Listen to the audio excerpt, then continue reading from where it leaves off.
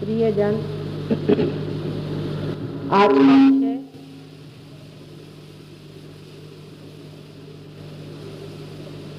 सहजयोग, एक अभिनव आविष्कार।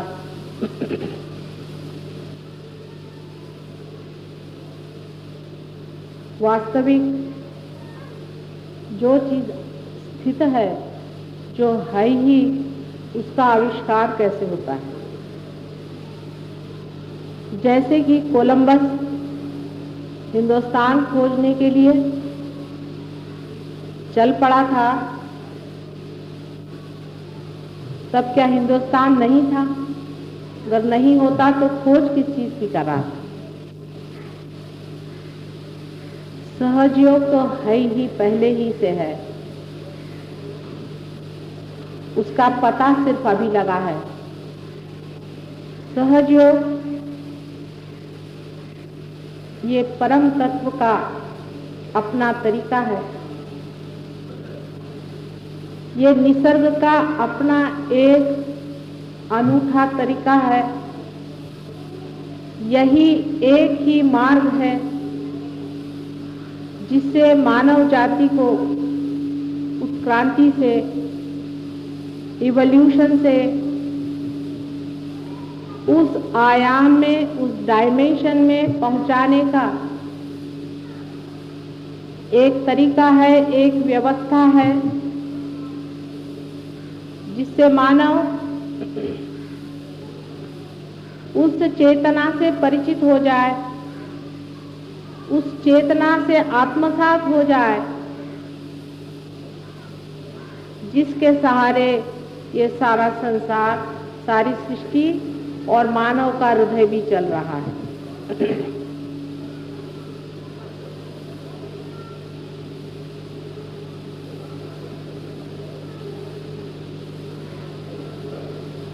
बहुत कुछ इसके बारे में लिखा गया है। पुरातन कालों से ही खोज होती रही। मनुष्य खोज कुछ रहा ही है हर समय, चाहे वो पैसे में खोज ले, चाहे वो सत्ता में खोज ले, चाहे वो प्रेम में खोज ले, वो किसी न किसी खोज की ओर दौड़ रहा है। लेकिन उस खोज के पीछे में कौन सी प्यास है, वो शायद वो जानता नहीं। उसके पीछे में सिर्फ आनंद की खोज है। आनंद की खोज में वो सोचता है कि बहुत सी अगर संपत्ति इकट्ठा कर ले तो उस आनंद में लय हो सकता है। लेकिन ऐसे भी देश अनेक हैं जिन्होंने संपत्ति में बहुत कुछ प्रगति कर ली, बहुत कुछ पा लिया है और अत्यंत दुखी हैं। आनंद तो दूर रहा, हजारों लोग वहां आत्महत्याएं कर रहे हैं।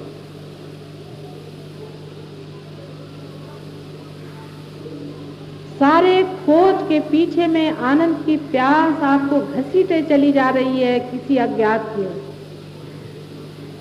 सारे इन खोजों में ढूंढते ढूंढते जब मनुष्य हार जाता है कि कहीं मिलता नहीं, तो वो धर्म की ओर मुड़ता है। और धर्म की ओर भी जब मुड़ता है तब भी वो बाहर ही खोजता है। कारण ये है कि जो वो खुद है, स्वयं है, वो खो चुका है, उससे अपरिचित।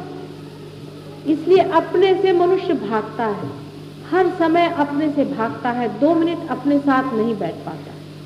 उसको अगर 2 मिनट अपने साथ बैठने को कहो तो वो कहता है, प्रभु ये क्या मेरे लिए सजा हो गई, जिसको आजकल बोर्डम कहते हैं। आदमी अपने से इतना क्यों हुआ हुआ है? सोचने की बात है कि मनुष्य अपने से इतना क्यों जोरों से भागा चला जाता, क्योंकि वो अपने से अपरिचित है। अपने सौंदर्य से, अपने वैभव से, अपने ज्ञान से और अपने प्रेम से अपरिचित मनुष्य आनंद की खोज बाहर की ओर करते हुए दौड़ रहा है। आनंद बाहर है नहीं, वो अंदर है, आप में है। आप स्वयं आनंद स्वरूप, आप परमात्मा स्वरूप है, ऐसा सब लोग कहते हैं।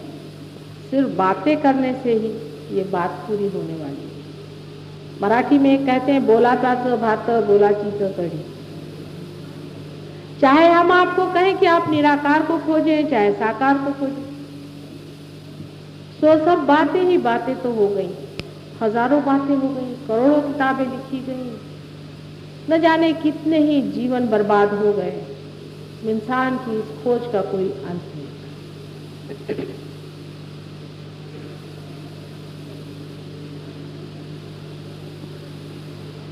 मनुष्य जो कुछ भी सोचता है अपने मन से, वो मन के दायरे में, लिमिटेशंस में सोचता है।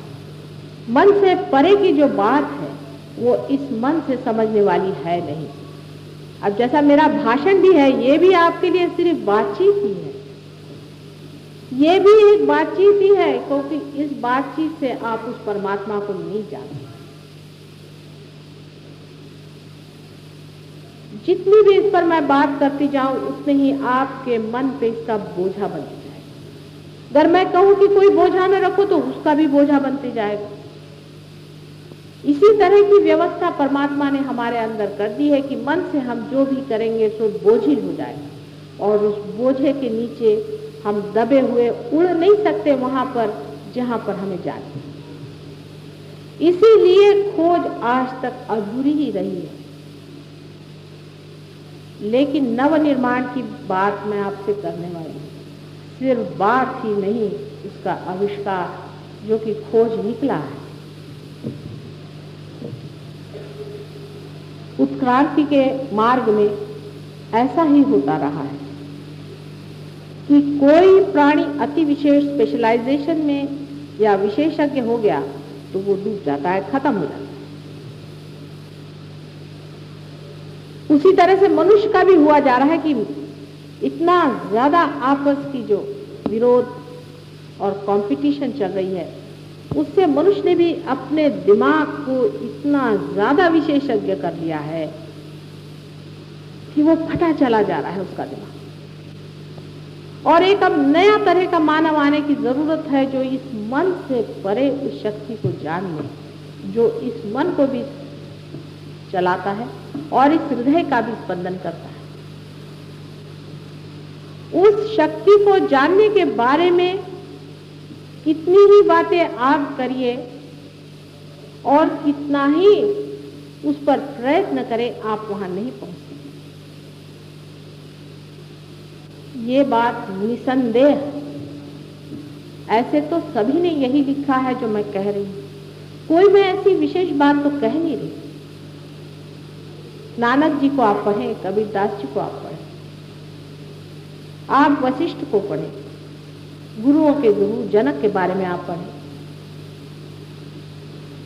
अपने देश में छोड़िए, बाहर के देशों में भी हजारों लोगों को जो पार हो चुके हजारों वर्षों से ऐसा ही लिखते आए, यही लिखते आए हैं जो मैं कह रही हूं कि जो पाना है अकस्मात अंदर होता है। लेकिन वो भी बेचारे कहते ही रह गए, क्योंकि शायद वो भी इसे खोज नहीं पाए थे। लेकिन अगर वो नहीं खोज पाए थे, इसका मतलब ये नहीं कि वो कुछ कम थे। अगर कोलंबस हिंदुस्तान नहीं खोज पाया था, इसका मतलब ये नहीं कि वो कोई कम था।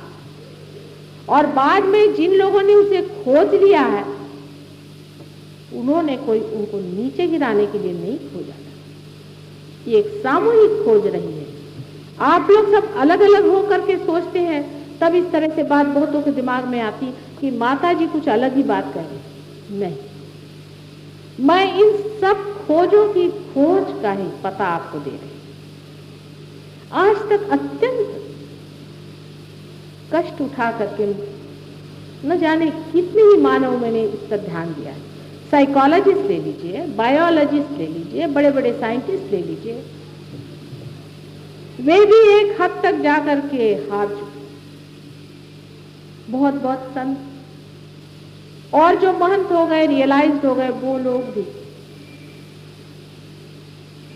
पा लिया लेकिन दे नहीं पाए। इसका कारण समय। परमात्मा के लिए समय अनंत है। हम लोग उसे ऐसा सोचते हैं कि जो लोग पीछे हो गए और जो लोग आगे हो गए, जो मर गए तो बड़े हो गए। कौन मरा है, मैं ये पूछना चाहती हूँ। कोई मरता ही नहीं। जितने भी मरते हैं परलोक में बैठते हैं और वापस यहाँ लौट आते हैं, फिर परलोक में बैठे वापस यहाँ लौट आते हैं। प्राणी मात्र से कुछ कुछ लोग मनुष्य हो जाते हैं, लेकिन अधिकतर मनुष्य परलोक से वापस यहाँ पर और यहाँ से फिर परलोक। यही आना जाना लगा हुआ है, कोई मरता ही नहीं। तो हो सकता है कि आप में से जो आज यहाँ बैठे हुए लोग हैं, ये भी जन्म जन्मांतर की खोज लिए हुए आज यहाँ पहुंचे हुए हैं और वो पा सकते हैं। और अगर आप पा सकते हैं तो उसमें इतना वाद विवाद क्यों? एक साधारण सी बात जो मुझे बड़ी बचकाना सी लगी,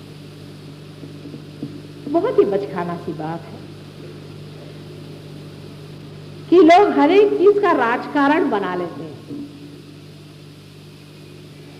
एक माँ खाना खाने को दे रही है, उसका भी राजकारण बनाने से कैसे कार्य बनेगा? ये राजकारण नहीं है, ये सत्य है, ये तथ्य है। ये बहुत बड़ी खोज हुई है।